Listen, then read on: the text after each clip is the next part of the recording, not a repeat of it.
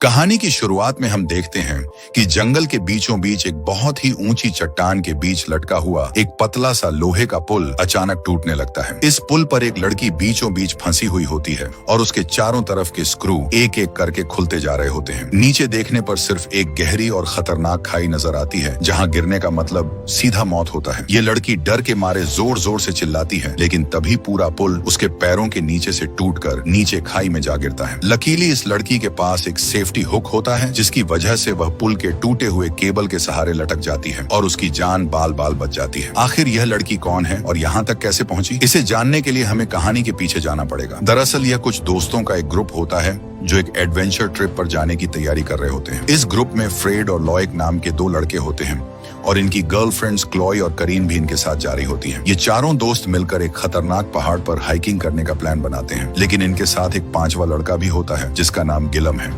और गिलम के इस ट्रिप पर आने की खबर सुनकर लॉयक थोड़ा परेशान हो जाता है। तभी फ्रेड लॉयक को समझाते हुए कहता है कि चिंता मत करो, उसके आने से हमारी छुट्टियां बिल्कुल भी खराब नहीं होंगी। वहीं दूसरी तरफ क्लोई भी गिलम के आने से थोड़ी डिस्टर्ब हो जाती है। दरअसल 4 साल पहले गिलम क्लोई से प्यार करता था और यह बात उनके सभी दोस्तों को अच्छी तरह से पता थी। इसलिए क्लोई को गिलम का इस तरह अचानक उनके साथ आना थोड़ा अजीब लग रहा था और वह मन ही मन परेशान हो रही थी। लेकिन तभी करीन क्लोई के पास आकर उसे समझाती है कि परेशान मत हो, गिलम तुम्हें बिल्कुल भी तंग नहीं करेगा, वह तो बस हमारे साथ कुछ अच्छा समय बिताने के लिए यहाँ आया है। ये सुनकर क्लोई थोड़ी शांत हो जाती है और इसके बाद ये पांचों दोस्त मिलकर एक शानदार सी सेल्फी लेते हैं और फिर अपने इस रोमांचक हाइकिंग ट्रिप के लिए निकल पड़ते हैं। अब ये पांचों गाड़ी में बैठे आगे बढ़ते हुए रास्ते में पड़ने वाली खूबसूरत जगहों का आनंद ले रहे होते हैं, लेकिन गिलम की मौजूदगी की वजह से क्लोई बार बार उसकी तरफ देख रही होती है और वह इस सफर का पूरी तरह से मजा नहीं ले पा रही थी। कुछ देर गाड़ी चलाने के बाद जब यह सभी शहर से काफी दूर निकल आते हैं, तब यह लोग गाड़ी को एक तरफ खड़ी करके पैदल आगे बढ़ना शुरू कर देते हैं। इन्हें एक पहाड़ की चोटी तक जाना था और इन सभी ने पहले से ही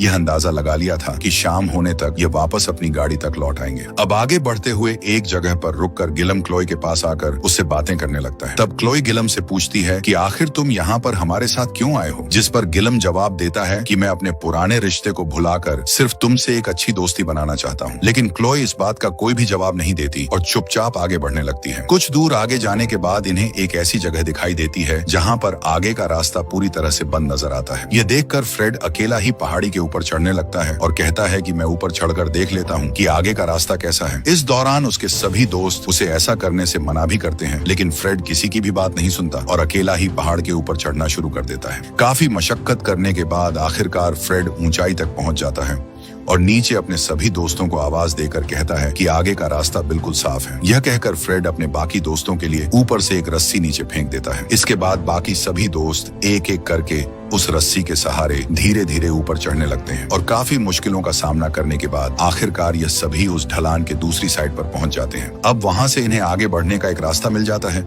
जिससे होते हुए ये सभी हाइकिंग करते हुए पहाड़ी के साथ साथ आगे बढ़ सकते थे। इसके बाद ये सभी पहाड़ के उसी संकरे से रास्ते पर आगे बढ़ना शुरू कर देते हैं। ये एक बहुत ही पतला सा रास्ता था जहाँ जगह जगह पर लोहे की केबल लगी हुई थी। इन्हीं केबल्स के साथ ये लोग अपने सेफ्टी हुक को अटैच करते हुए धीरे धीरे आगे की तरफ बढ़ने लगते हैं। इन सभी को इस हाइकिंग में बहुत ज्यादा मजा भी आ रहा था, क्योंकि इसी तरह के एडवेंचर का मजा लेने के लिए ही ये सभी यहाँ आए थे। लेकिन इनके दोस्त लॉयक को ऊंचाई से बहुत ज्यादा डर लग रहा था। तब उसकी गर्लफ्रेंड क्लोय बड़े प्यार से उसके पास आकर कहती है कि तुम्हें डरने की कोई जरूरत नहीं है, मैं तुम्हारे साथ हूँ। इस तरह कुछ दूर आगे बढ़ने के बाद इन्हें एक बहुत ही पतला सा हैंगिंग ब्रिज नजर आता है, जो एक ढलान से दूसरी ढलान तक जा रहा था। फ्रेड, जो हमेशा की तरह सबसे आगे होता है, तो वह बाकी सबको बताता है कि आगे जाने का यही एक इकलौता रास्ता है और हमें इस ब्रिज पर हाइकिंग का सबसे ज्यादा मजा आने वाला है। इसीलिए हमें अपने सेफ्टी हुक को बड़ी सावधानी से लगाते हुए एक एक करके आगे बढ़ना होगा, क्योंकि यह ब्रिज शायद हम सभी का वजन एक साथ नहीं उठा पाएगा। ये कहकर फ्रेड सबसे पहले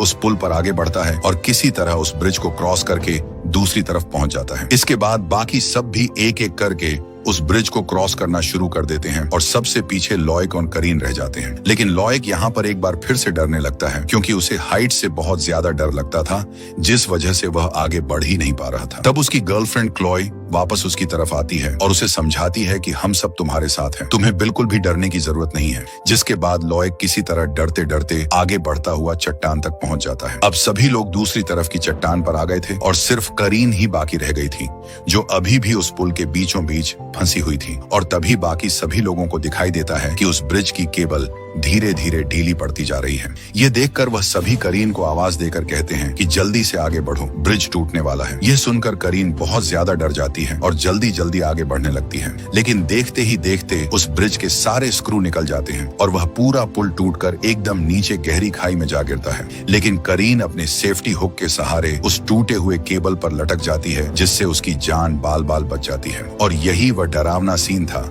जो हमने इस कहानी की शुरुआत में देखा था। अब सभी दोस्त यह देखकर बहुत ज्यादा घबरा जाते हैं कि अब क्या होगा। करीन भी बहुत ज्यादा डर जाती है और वह आगे बढ़ने की पूरी कोशिश करती है, लेकिन वह कुछ भी कर नहीं पा रही थी। यह देखकर फ्रेड जल्दी से मदद के लिए उसकी तरफ एक रस्सी फेंकता है और करीन भी उस रस्सी को पकड़ लेती है। इसके बाद सभी दोस्त मिलकर उसे धीरे धीरे अपनी तरफ खींचने लगते हैं और जैसे ही फ्रेड करीन का हाथ पकड़ता है तो ठीक उसी वक्त ब्रिज के बाकी बचे हुए केबल भी टूटकर नीचे गिर जाते हैं। लेकिन तब तक करीन की जान बच चुकी होती है और वह बहुत ज्यादा डरने की वजह से जोर जोर से रोने लगती है। तब उसका बॉयफ्रेंड फ्रेड उसे प्यार से संभालता है। इसके बाद फ्रेड अपना नक्शा निकाल कर देखने लगता है तो उसे पता चलता है कि इस जगह से वापस जाने का सिर्फ यही एक रास्ता था जो अब पूरी तरह से टूट चुका था। अब इस जगह से आगे बढ़ने के अलावा इनके पास कोई और रास्ता नहीं बचता। यह सुनकर लॉयक फ्रेड पर बहुत ज्यादा गुस्सा करने लगता है कि तुमने हमें यहाँ लाकर पूरी तरह से फंसा दिया है। लेकिन फ्रेड कहता है कि चिंता मत करो, क्या पता हमें आगे जाकर कोई और रास्ता मिल जाए, इसलिए हमें बिना रुके रात होने से पहले यहाँ से निकलना होगा। ये सुनकर ना चाहते हुए भी बाकी सभी को उसकी बात माननी पड़ती है और यह सभी एक दूसरी ढलान का सहारा लेते हुए आगे की तरफ बढ़ना शुरू कर देते हैं। लेकिन कुछ दूर आगे जाने के बाद इन्हें पता चलता है कि आगे की तरफ कोई भी केबल नहीं लगी हुई है, यानी कि अब यह लोग बिना केबल के आगे बिल्कुल भी नहीं बढ़ सकते थे और इन्हें यहाँ से निकलने का कोई और रास्ता भी नजर नहीं आ रहा था। यह देखकर फ्रेड और करीन कहते हैं कि हमें इस ढलान के ऊपर जाकर देखना होगा, शायद वहाँ पर कोई और रास्ता मिल जाए। फिर ऊपर जाकर हम बाकी तीनों को रस्सी के सहारे ऊपर खींच लेंगे। जिसके बाद फ्रेड और करीन किसी तरह चढ़ते हुए उस ढलान के ऊपर जाने लगते हैं। अब नीचे सिर्फ 3 लोग रह गए थे, लेकिन लॉयक को ऊंचाई की वजह से एक बार फिर से बहुत ज्यादा डर लगने लगता है। वह भी बाकी सब की तरह अपने सेफ्टी हुक के जरिए केबल पर लॉक्ड होता है, लेकिन ऊंचाई की वजह से वह बहुत ज्यादा कांपने लगता है और कहता है कि मेरा हाथ अब थक चुका है और मुझसे यह केबल छूटने वाली है। तब उसकी गर्लफ्रेंड क्लॉय उसे समझाती है कि तुम नहीं गिरोगे, तुम अपने हुक के सहारे पूरी तरह से सेफ हो, इसलिए अपने हाथों को थोड़ा ढीला रखो और शरीर पर ज्यादा प्रेशर मत डालो। लेकिन लॉयक इस डरावने पल में अपनी गर्लफ्रेंड की बात को समझ ही नहीं पाता और बहुत ज्यादा कांपने की वजह से उसका पैर फिसल जाता है, जिससे वह अपने हुक के सहारे केबल पर लटक जाता है और उसका सारा वजन केबल पर आने की वजह से गिलम भी उसकी तरह नीचे लटक जाता है। लॉयक डर के मारे बहुत ज्यादा चिल्लाने लगता है और हिलने लगता है, जिस पर गिलम उससे कहता है कि ज्यादा हिलो मत, नहीं तो हम सब यहाँ से नीचे गिर जाएंगे। दूसरी तरफ हम फ्रेड और करीन को देखते हैं जो ढलान के ऊपर पहुंचकर जंगल में आगे जाने का कोई रास्ता ढूंढ रहे होते हैं। फ्रेड थोड़ा परेशान हो जाता है और कहता है कि शायद आगे कोई और रास्ता नहीं है। इतने में अचानक उसका पैर एक बियर ट्रैप में फंस जाता है और वह दर्द के मारे जोर से चिल्लाने लगता है। उस ट्रैप की वजह से उसके पैर से बहुत तेजी से खून निकलने लगता है। यह देखकर करीन उस ट्रैप को खोलने की पूरी कोशिश करती है, लेकिन वह उसे खोल नहीं पाती और फ्रेड दर्द से तड़पता रहता है। इसके बाद फ्रेड करीन से कहता है कि मुझसे अब यह दर्द सहा नहीं जा रहा है, तुम रस्सी लेकर जाओ और पहले बाकी तीनों को ऊपर लेकर आओ, मैं यहीं रहूंगा। करीन भी हड़बड़ी में ढलान के पास जाकर ऊपर से रस्सी नीचे डालती है और फिर उस रस्सी के सहारे वह तीनों को किसी तरह खींचकर ऊपर ले आती है। इसके बाद वह सभी से कहती है कि फ्रेड एक ट्रैप में फंस गया है और हमें जल्दी जाकर उसे वहां से निकालना होगा। लेकिन जब ये सभी वापस उस जगह पर पहुंचते हैं जहां फ्रेड दर्द से तड़प रहा था, तो वहां उन्हें फ्रेड कहीं भी नजर नहीं आता। ये देखकर सभी बहुत हैरान हो जाते हैं और उसे चारों तरफ ढूंढने लगते हैं। करीन कहती है कि मैंने तो उसे यहीं पर छोड़ा था, आखिर वह कहाँ गया होगा। तभी झाड़ियों के बीच इन्हें वह ट्रैप मिल जाता है जिसमें फ्रेड का पैर फंसा हुआ था, लेकिन फ्रेड वहां से गायब हो चुका था। दरअसल उस ट्रैप के साथ एक चेन भी बंधी हुई थी जिसे किसी ने धीरे धीरे खींचा था और फ्रेड कुछ समझ पाता उससे पहले ही कोई उसे वहां से घसीट कर अपने साथ ले गया था। यह देखकर सभी बहुत परेशान हो जाते हैं और तभी लॉयक गुस्से में चिल्लाने लगता है कि फ्रेड की वजह से ही हम सब यहाँ पर फंस गए हैं। अगर वह यहाँ आने की जिद नहीं करता तो हम कभी इस मुसीबत में नहीं फंसते। ये सुनकर करीन भी उस पर गुस्से में चिल्लाने लगती है कि तुम तो पहले से ही हमारे लिए सिर दर्द बने हुए हो, इसलिए अब और मुसीबत मत बढ़ाओ। तब क्लोई दोनों को शांत करवाते हुए कहती है कि आपस में इस तरह झगड़ा करने से हमें कोई फायदा नहीं होगा, क्योंकि कुछ ही देर में रात हो जाएगी और हमारा सारा जरूरी सामान फ्रेड के बैग में रखा हुआ है, इसलिए हमें पहले उसे ढूंढना होगा, तभी हम यहाँ से आगे जा सकेंगे। ये सुनकर सभी जंगल में आगे बढ़कर फ्रेड को ढूंढना शुरू कर देते हैं, लेकिन आगे बढ़ते हुए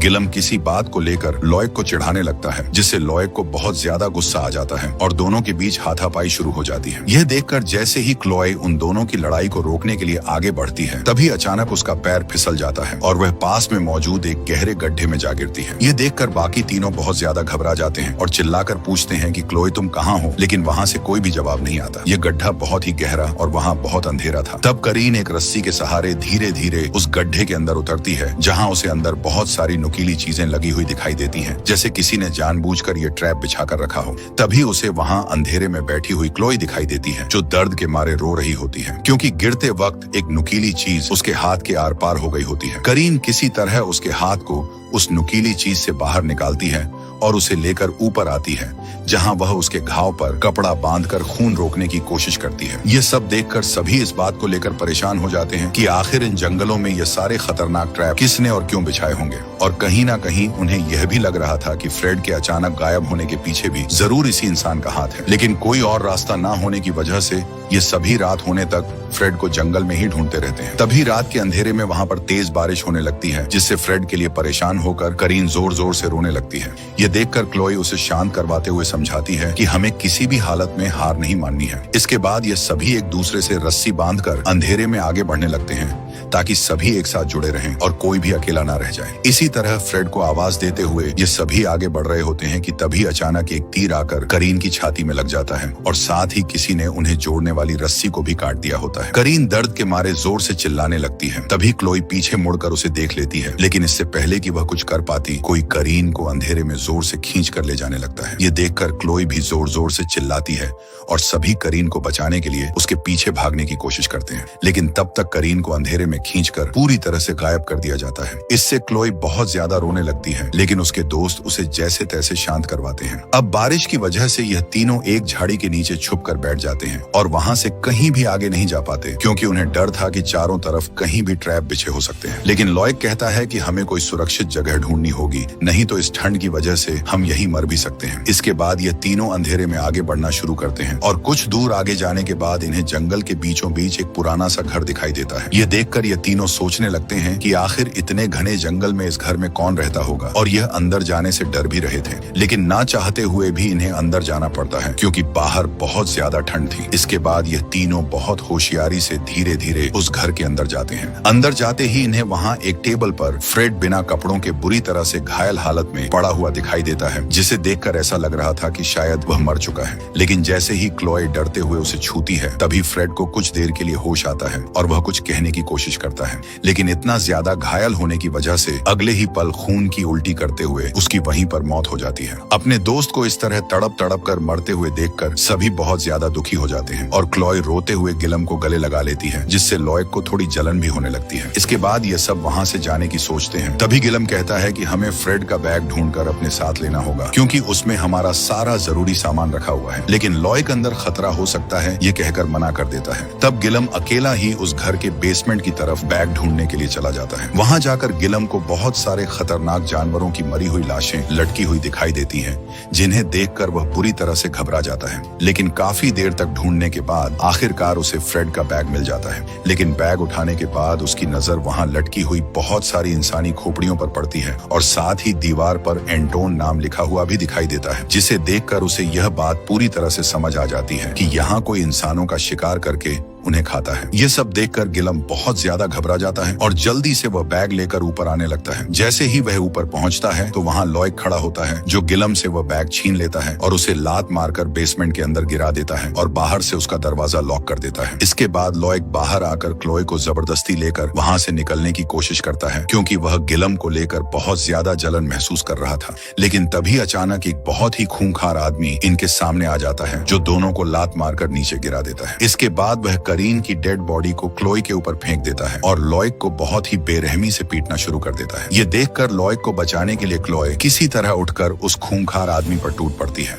लेकिन वह साइको आदमी क्लोए को भी पकड़कर बुरी तरह से मारना शुरू कर देता है। लेकिन तभी लॉयक अपनी गर्लफ्रेंड को बचाने के बजाय डर के मारे उस घर से भागकर जंगल की तरफ निकल जाता है, जिसके बाद वह साइको आदमी क्लोई को भी मारकर बेहोश कर देता है। अगले सीन में दिखाया जाता है कि वह खूंखार आदमी क्लोई और गिलम को बेसमेंट के अंदर बांध कर रख देता है। वह दोनों खुद को छुड़ाने की पूरी कोशिश कर रहे होते हैं, लेकिन इसी दौरान वह देखते हैं कि ऊपर वह खूंखार आदमी करीन और फ्रेड की डेड बॉडीज को काटने के लिए एक एक करके ले जा रहा है। ये देखकर वह दोनों बहुत ज्यादा डर जाते हैं और जल्दी से खुद को छुड़ाने की कोशिश में लग जाते हैं। तभी गिलम क्लोई से कहता है कि तुम डरो मत, मैं तुम्हें यहाँ से जरूर बचा लूंगा। लेकिन तभी वह साइको बेसमेंट के अंदर आ जाता है और सबसे पहले गिलम को बहुत बुरी तरह से मारता है, जिसके बाद वह क्लोई को उठाकर ऊपर ले जाता है और वहां उसे एक रस्सी से बांध देता है। इसके बाद वह अपने चाकू की धार को तेज करते हुए धीरे धीरे क्लोई की तरफ बढ़ने लगता है। दूसरी तरफ गिलम बहुत कोशिश करने के बाद अपनी रस्सी खोल लेता है और बाहर निकलने की कोशिश करता है, लेकिन बेसमेंट का दरवाजा अब भी बंद होता है। लेकिन वह देख पा रहा था कि वह साइको चाकू से क्लोई को मारने ही वाला है। तभी अचानक वहां पर लॉयक वापस आ जाता है,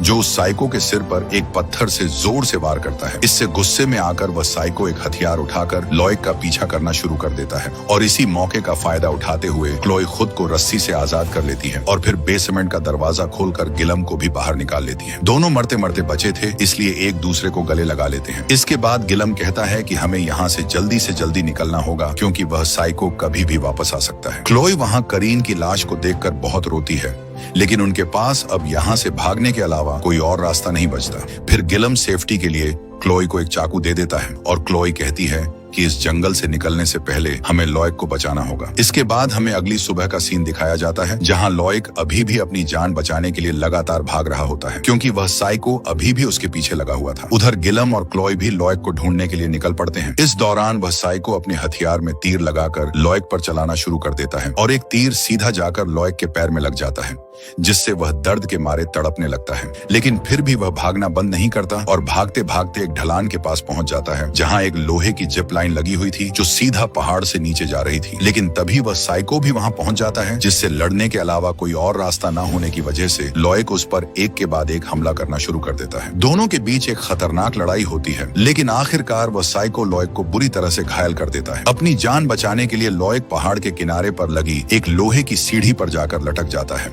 जहां से अगर उसका हाथ छूटता तो वह सीधा नीचे गिरकर मारा जाता। तभी ऊपर क्लोई और गिलम भी वहां पहुंच जाते हैं, जिनकी आवाज सुनकर वह साइको पास में ही छुप जाता है, जिसके बारे में क्लोई और गिलम को बिल्कुल भी कोई अंदाजा नहीं होता। वे दोनों लॉयक को शांत करवाते हुए उसे ऊपर खींचने की कोशिश करने लगते हैं, लेकिन गिलम को यह अच्छी तरह से याद था कि कैसे लॉयक ने उसे लात मारकर बेसमेंट में बंद कर दिया था, और उसी बात का बदला लेने के लिए वह क्लोई के सामने ऐसा ड्रामा करता है जैसे लॉयक के हिलने की वजह से उसका हाथ फिसल रहा हो। और ऐसा करते हुए गिलम जानबूझकर धीरे धीरे लॉयक का हाथ छोड़ देता है, जिससे पहाड़ से नीचे गिरकर लॉयक की वहीं मौके पर ही मौत हो जाती है। यह देखकर क्लोई इतनी ज्यादा परेशान हो जाती है कि वह वहीं पर जोर जोर से रोना शुरू कर देती है। तब गिलम क्लोई को संभालने के बहाने उसे गले लगा लेता है, लेकिन तभी पेड़ के पीछे से अचानक वह साइको निकलकर गिलम के सिर पर अपने हथियार से जोरदार वार करता है, जिससे गिलम भी वहीं पर मारा जाता है। ये सब देखकर क्लोई का बुरी तरह से खून खौल उठता है, इसलिए वह अपने सभी दोस्तों की मौत का बदला लेने के लिए अपने पास मौजूद चाकू निकालकर उस साइको को जान से मारने के लिए उसकी तरफ बढ़ने लगती है। दोनों के बीच एक बहुत ही खतरनाक लड़ाई होती है, लेकिन आखिरकार क्लोई अपना चाकू उस साइको के गले पर मार देती है, जिससे वह बुरी तरह से घायल होकर तड़पने लगता है। लेकिन क्लोई उसे वहीं तड़पने के लिए छोड़कर वहां से निकल जाती है। कहानी के आखिर में हम देखते हैं कि क्लोई वहां पर लगे एक केबल के जरिए उस ढलान के दूसरी तरफ निकल जाती है, और जाते वक्त हम क्लोई को रोते हुए देखते हैं, क्योंकि उनके पूरे ग्रुप में से सिर्फ वही अकेली बचने में कामयाब हो पाई थी। इसी के साथ यह कहानी यहाँ पर खत्म हो जाती है। अगर आपको यह वीडियो अच्छी लगी हो तो हमारे चैनल को सब्सक्राइब और वीडियो को लाइक जरूर कीजिएगा।